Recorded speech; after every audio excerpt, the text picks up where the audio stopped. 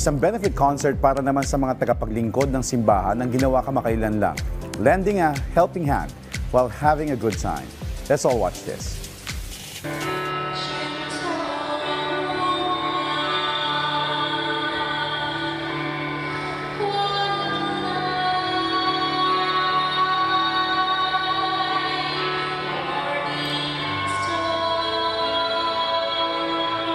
Ngayong National Charity Day, bida ang kawang-gawa at pananampalataya sa isang benefit concert na himig at tinig para kay Inang Maria na ginanap sa Muntinlupa City.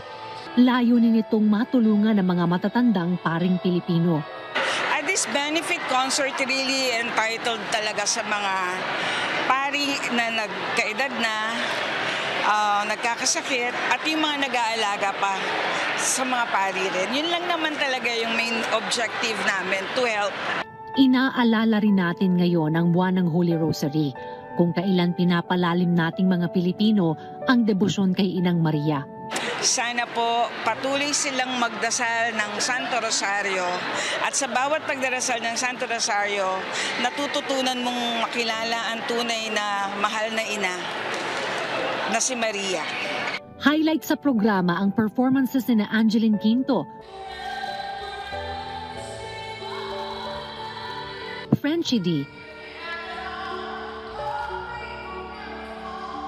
magkapatid na Rani at Lance Raimundo, at iba pang mga artista. Inawit nila ang mga tradisyonal na Marian hymn at makabagong Christian song na na-enjoy naman ng mga nanood ng concert.